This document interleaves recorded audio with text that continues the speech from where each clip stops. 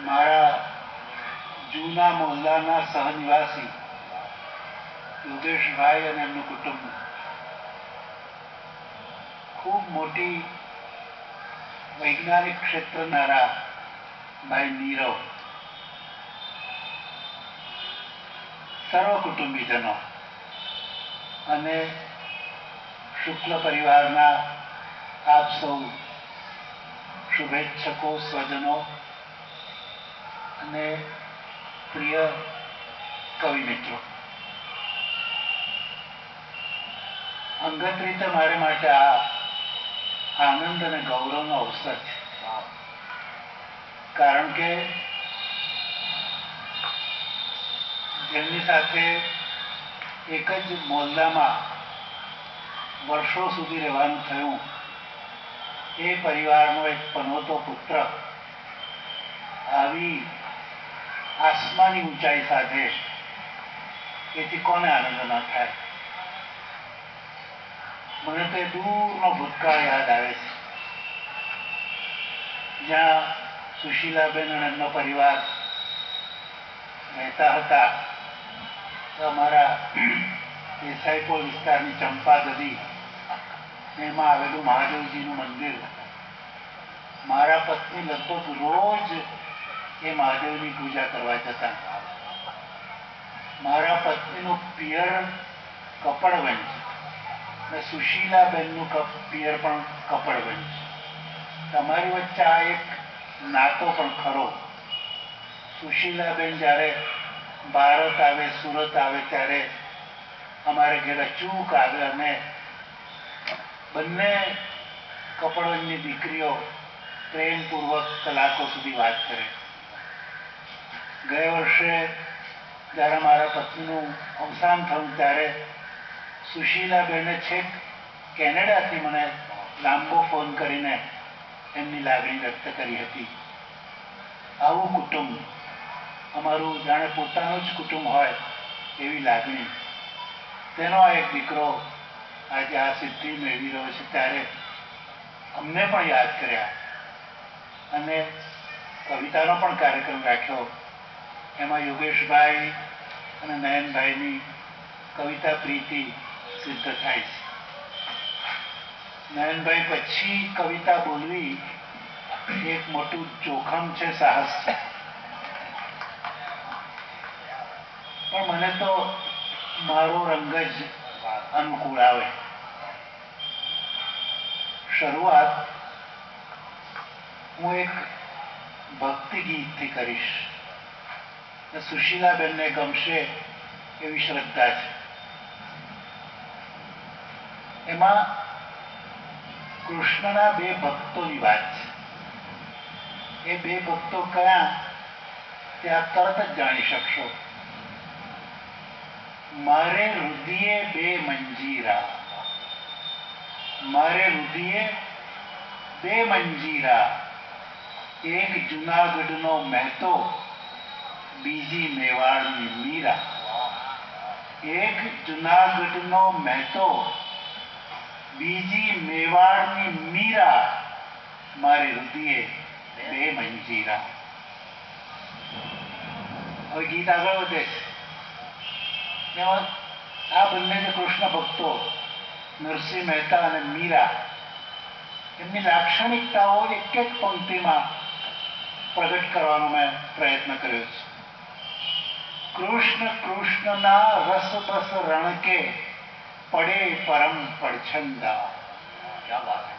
કૃષ્ણ કૃષ્ણના રસ બસ રણકે, પડે પરમ પડછંદા. એક મંજીરે જળહળ સૂરજ, બીજે અમિયલ ચંદા. કૃષ્ણ કૃષ્ણના રસબસ રણકે, પડે પરમ પડછંદા. એક મંજીરે જળહળ સૂરજ, બીજે અમિયલ ચંદા. શ્વાસે શ્વાસે નામ સ્મરણના, સરસર વહત સમીરા.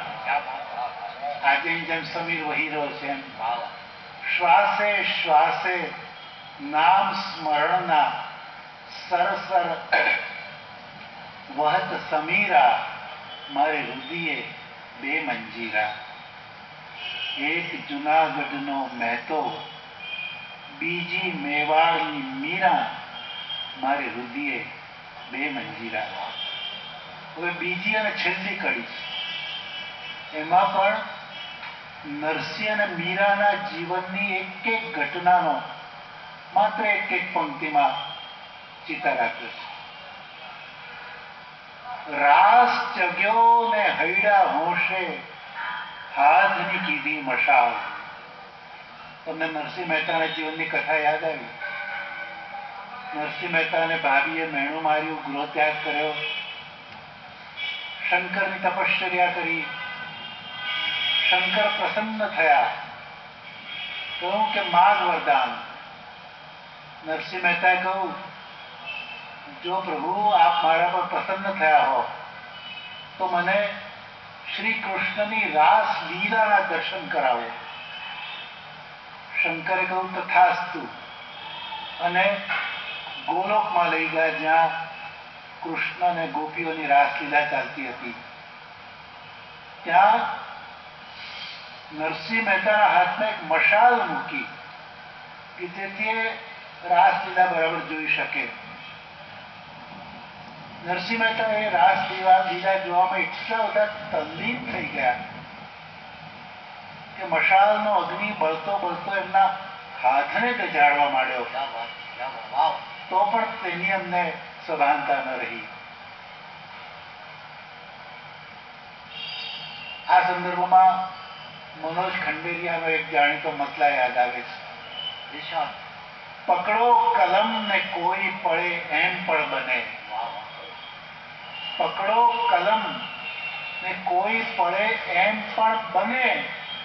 આ હાથ આખે આખો પડે એમ પણ બને. તમારે કવિતા લખવી હોય તો હાથ પણ બાળવો પડે, અને હૈયું બળે તો જ હાથ બળે. તો એ કથાનો સંદર્ભ આ પંક્તિમાં આવ્યો. રાસ જગ્યો ને હૈડા હોશે, હાથની કીધી મશાલ.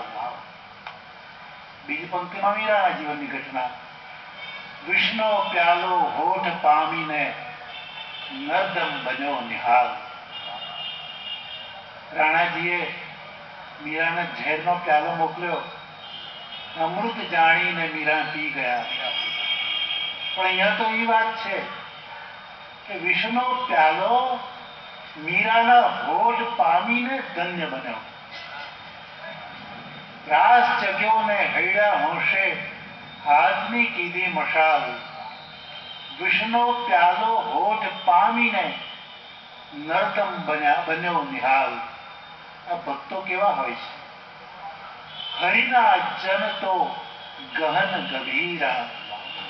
એમનામાં જે ઊંડાણ હોય છે એમનો તો પાર આવી શકે નહીં. હરિના જન તો ગહન ગભીરા, જમુનાના નીરા મારે રુધિયે બે મંજીરા. એક જુનાગઢનો મહેતો, બીજી મેવાડની મીરા મારે રુધિયે બે મંજીરા.